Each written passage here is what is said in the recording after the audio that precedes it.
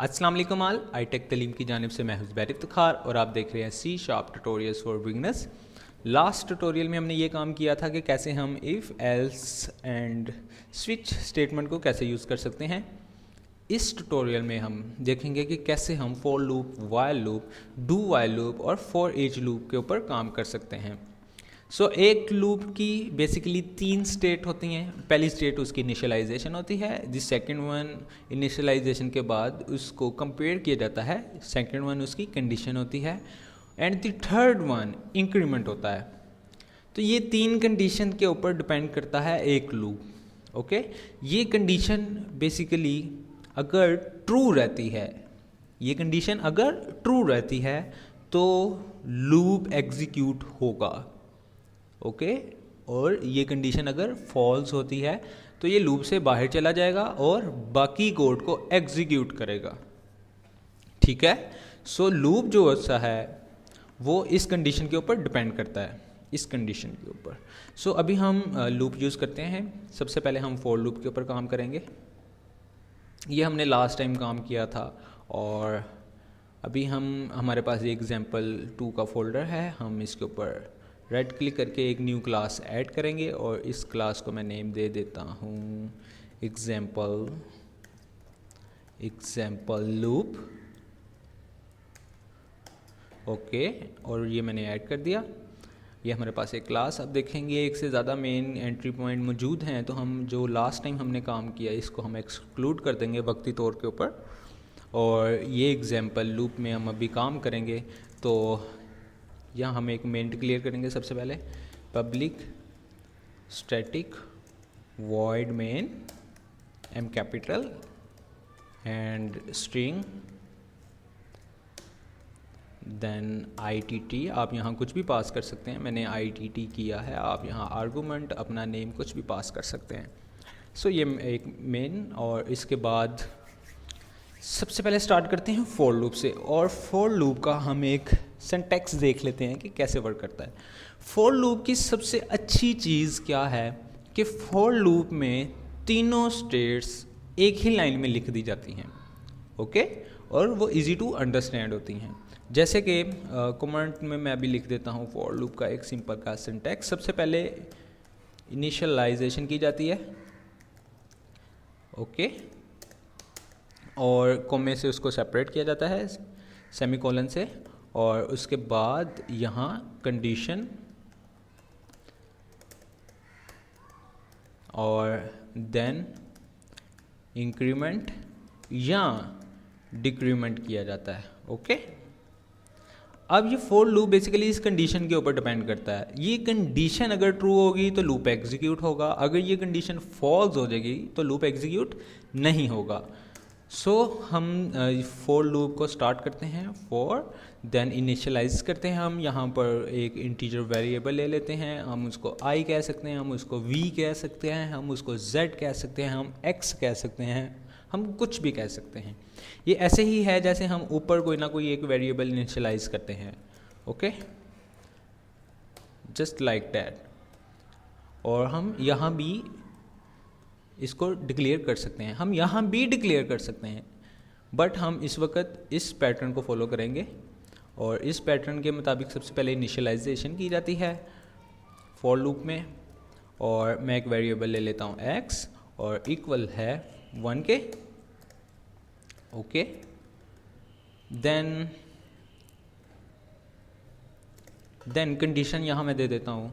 मैं कहता हूँ कि अगर x लेस देन हो 10 से, ओके, तो और इसमें x प्लस प्लस करते जाओ। तो यहाँ मैंने कह दिया उसको, कंडीशन मैंने यहाँ पे इसको ये दे दी कि जब तक x जो है वो लेस देन है 10 से, तब तक आप लूप को एग्जीक्यूट करो। ओके, जब तक ये 10 से इक्वल है। अब यहाँ पर x में फर्स्ट टाइम x की वैल्यू क्या है? x की वैल्यू है 1। ओके, x की वैल्यू है 1। क्या 1 लेस है 10 से? यस, 1 लेस है 10 से। तो ये कंडीशन ट्रू है इस वक्त। जब ये ट्रू है तो 4 की ये ब्लॉक एग्जीक्यूट होगा। ओके, इस ब्लॉक में हम कुछ भी लिखेंगे वो एग्जीक्यूट होगा। तो मैं CW डबल टैप करता हूँ और उसके बाद यहाँ मैं लिख देता हूँ कि नंबर इज़ इक्वल है किस नंबर के, जो नंबर x है। और सबसे पहले यहाँ पर अब x कंपेयर होगा। जैसे ही x कंपेयर होगा ये ट्रू है तो लूप एग्जीक्यूट होगा, एक दफ़ा लूप एग्जीक्यूट होगा तो वो एक दफ़ा प्लस कर देगा। पहले 1 था, अब उसमें x में 2 आ गया, ओके, क्योंकि x में एक प्लस हो गया। इसको हम ऐसे भी लिख सकते हैं, x इजिकल है x प्लस 1, ओके। तो यहाँ पर x में एक प्लस हो गया, 2 हो गया, 2 कंपेयर होगा 10 से, क्या 2 10 से लेस है, यस ट्रू है। अगेन ये एग्जीक्यूट होगा और जैसे ही एग्जीक्यूट होगा एक x में प्लस हो जाएगा। 2 था, अब x 3 हो गया, यहाँ पर 3 कंपेयर होगा, क्या 3 लेस है 10 से, यस 3 लेस है 10 से। तो फिर ये अगेन एग्जीक्यूट होगा और अगेन x में एक प्लस हो जाएगा, ये 4 हो जाएगा और 4 यहाँ अगेन कंपेयर होगा। इसी तरह सो ऑन ये कंपेयर होगा और x साथ साथ वो प्रिंट भी करता जाएगा। सो यहाँ पर जब 10 आएगा, क्या 10 लेस है 10 से, नो 10 इक्वल है 10 के। सो ये फॉल्स हो जाएगा और ये लूप से बाहर हो जाएगा। सो ये 9 तक प्रिंट करेगा, 1 to 9 तक।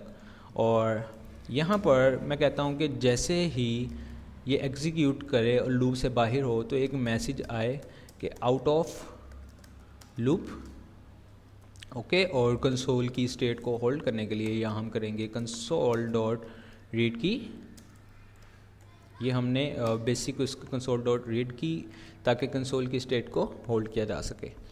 सो कंट्रोल एस करेंगे। अब इसको देखेंगे कि हमारी आउटपुट आप देख सकते हैं नंबर इज़ इक्वल है, पहले 1 आया, 2 3 4 5 9 तक उसने प्रिंट किया, 10 तक प्रिंट नहीं किया। अगर हम 10 तक प्रिंट करवाना चाहते हैं तो हमें यहाँ इक्वल का साइन यूज़ करना होगा। अब यहाँ 10 जब आएगा, क्या 10 लेस और इक्वल है 10 से, नो ये कंडीशन तो फॉल्स है, लेस, मगर ये ट्रू है, x इक्वल है 10 के, तो वो 10 ट्रू हो जाएगा ये स्टेटमेंट और 10 भी प्रिंट करेगा। जब यहाँ नेक्स्ट टाइम 11 आएगा, क्या 11 लेस है या इक्वल है 10 के, नो 11 ग्रेटर है 10 से, सो ये फॉल्स हो जाएगी और वो 11 पे प्रिंट नहीं करेगा और 10 तक प्रिंट करेगा, ओके।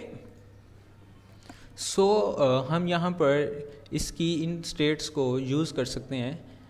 यहाँ पर अगर मैं इस इनिशियलाइजेशन को लूप से पहले करूँ तो आप देख सकते हैं कि यहाँ पर हमारी आउटपुट पे कोई फ़र्क नहीं पड़ेगा, ओके। हमारी आउटपुट पर कोई फ़र्क नहीं पड़ेगा। स्टार्ट करते हैं, सेम आउटपुट हम चाहे उसको बाहर डिक्लेयर कर दें, हम चाहे यहाँ पर x माइनस माइनस कर सकते हैं। आप देख सकते हैं कि जैसे ही मैंने माइनस किया तो ये डिक्रीमेंट कर रहा है, जैसे 1 आया 1 में डिक्रीमेंट किया तो ये एक इन्फिनिट लूप में बेसिकली यहाँ पर लग गया। तो ये प्लस प्लस हमने किया तो आप देख सकते हैं कि ये हमें प्रॉपर आउटपुट देगा, ओके। तो इन्फिनिट लूप में जब भी चला जाता है तो ये अपनी स्टेट को होल्ड नहीं रख पाता, एक इन्फिनिट लूप चला देता है फॉर लूप में। इस वजह से इस कंडीशन के ऊपर डिपेंड करता है कि ये कंडीशन आपने प्रॉपर यूज़ की है कि नहीं की। सो हम इसको दोबारा यहाँ प्लेस करते हैं। उसके अलावा अगर हम इसको उल्टा अगर जनरेट करवाना चाहें अपनी आउटपुट को, हम चाहते हैं 10 to 1 तक प्रिंट करें, तो इसको स्टार्ट कर देते हैं 10 से और इसको हम कर देते हैं 1, देन इक्वल को हम छोड़ देते हैं और ये इसको ग्रेटर कर देते हैं। पहले 10 आएगा, क्या 10 ग्रेटर है 1 से, यस 10 ग्रेटर है, ये ट्रू है। और इसके अलावा हमें यहाँ पर इसके लिए डिक्रीमेंट करना पड़ेगा, क्योंकि पहले 10 आएगा, फिर वो एक कम करेगा, यहाँ से ये कम करेगा एक, और फिर उसको 9 8 एंड सो ऑन उसको 1 तक प्रिंट करेगा जब तक वो 1 के, ये देखें 10 9 8 7 6 5 और उसने 1 नहीं किया, क्योंकि 1 ग्रेटर है 1 से, ये फॉल्स हो गया, इस वजह से उसने 1 प्रिंट नहीं किया। अगर यहाँ मैं इक्वल यूज़ करूँगा तो ये 1 तक भी प्रिंट करेगा। होप सो आप इसको अच्छी तरह अंडरस्टैंड कर चुके हैं फॉर लूप को। अब हम वर्क करते हैं वाइल लूप पे। हम अपना इस कोड ऑफ ब्लॉक को कमेंट करते हैं यहाँ से,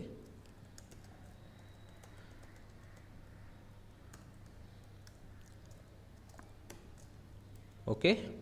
ओ कंसोल डॉट रीड की को कमेंट नहीं करना था क्योंकि ये हमें रिक्वायर्ड है,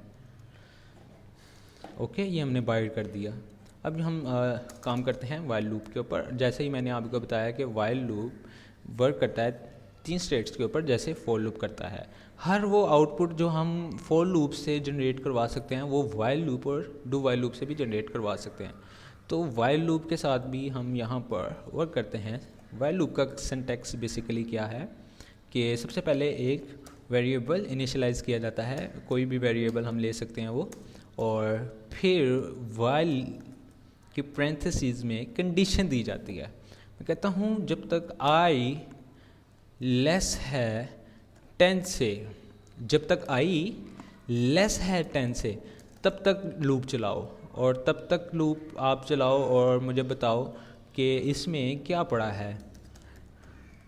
नंबर इक्वल है, किसके इक्वल है, ये इक्वल है जो भी नंबर है वो नंबर आई है, ओके वो नंबर आई है। और यहाँ पर ये basically local variable int i, okay local variable use of unassigned, उसने कहा कि असाइन यहाँ यूज़ कर सकते हैं। हमने इसको इनिशियलाइज कर दिया, ओके पहले हमने सिर्फ डिक्लेयर किया था, अभी हमने इनिशियलाइज कर दिया। अभी हम यहाँ पर प्रिंट करने के बाद एक और आउटपुट करते हैं कि आउट ऑफ लूप, कि जैसे ही ये स्टेटमेंट फॉल्स हो तो वो लूप से आउट हो जाए और हमें एक मैसेज दे कि आउट ऑफ लूप, ठीक है। और कंसोल की रीड को, ये कंसोल रीड की हम कंसोल की स्टेट को होल्ड करने के लिए यूज़ करते हैं। सो अब हम इसको यूज़ करते हैं, ये हमें आउटपुट देगा नंबर इक्वल है नंबर के, नंबर आई में सबसे पहले 1 आएगा, वो 1 कंपेयर होगा, अगर ये ट्रू होगा तो ये रिपीट करेगा इसको।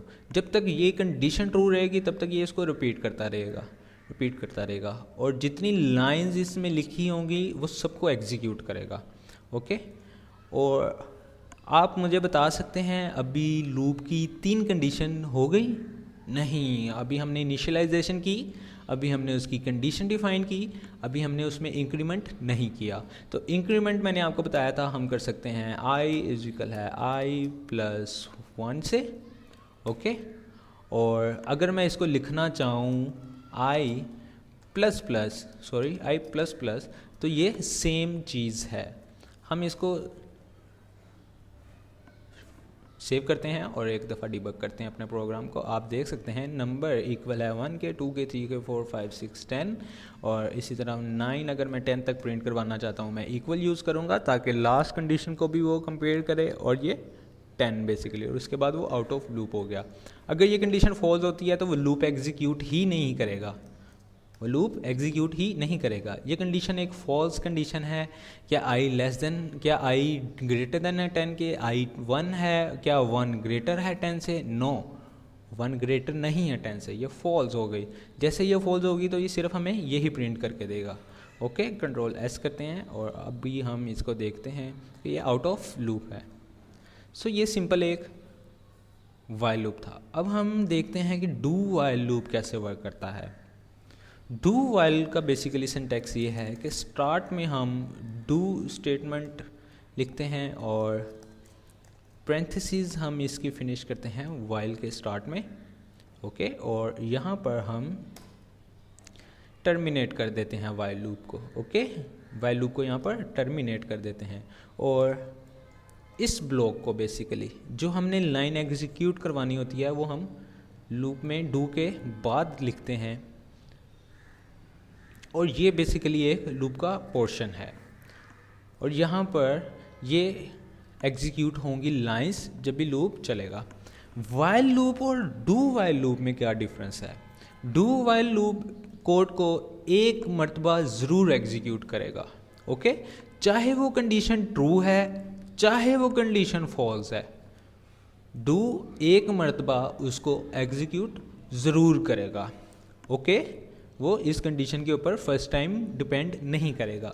सो अभी हम देखते हैं, अभी ये कंडीशन फॉल्स है, क्या 1 ग्रेटर है 10 से? नो, 1 ग्रेटर नहीं है 10 से, ये फॉल्स है, मगर वो एक दफ़ा इसको प्रिंट करेगा, एक दफ़ा उसको प्रिंट करेगा।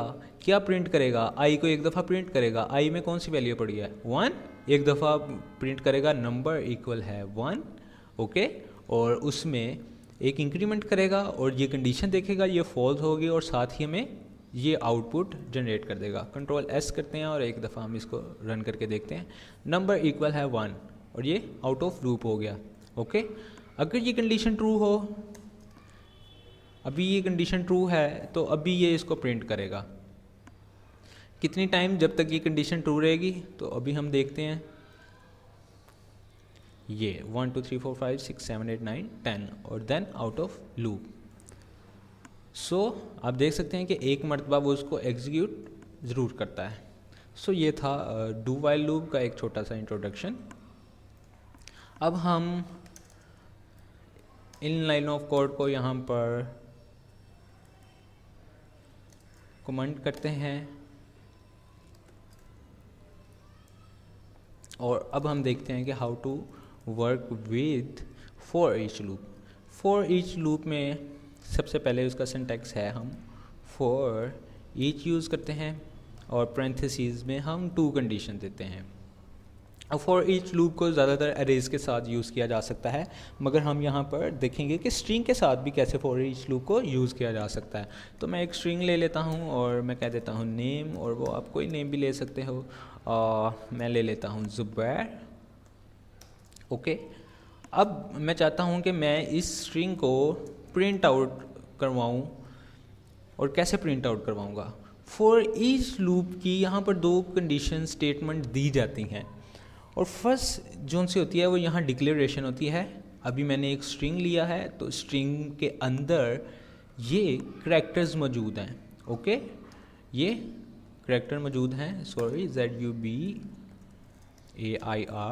ये करेक्ट स्पेलिंग है इसके। कंट्रोल एस, आप देख सकते हैं कि ये करैक्टर मौजूद हैं, ओके। तो इन करैक्टर्स को अगर मैंने फॉर ईच लूप्स के ज़रिए मैंने प्रिंट करवाना है, एक लूप चलाना है, तो मैं क्या करूँगा? मैं यहाँ पर एक करैक्टर डिक्लेयर करूँगा, ओके,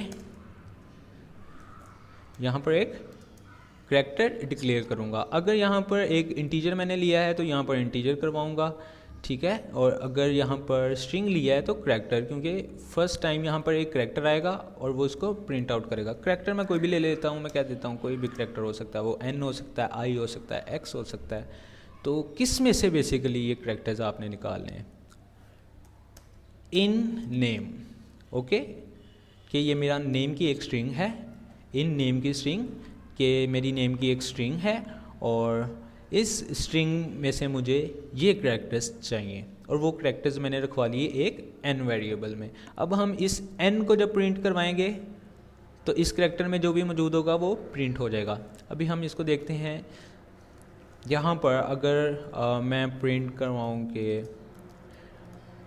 करैक्टर्स r, और यहाँ पर मैं करैक्टर्स n प्रिंट करूँगा, आप देखेंगे कि जैसे ही मैंने n किया, यहाँ पर ये करैक्टर को शो करेगा कि ये कैसे बेसिकली यहाँ पर शो करेगा। सबसे पहले यहाँ पर z आएगा, फिर न्यू लाइन में वो प्रिंट करेगा करैक्टर z, फिर u प्रिंट करेगा, फिर a करेगा, फिर i करेगा और r करेगा, ठीक है।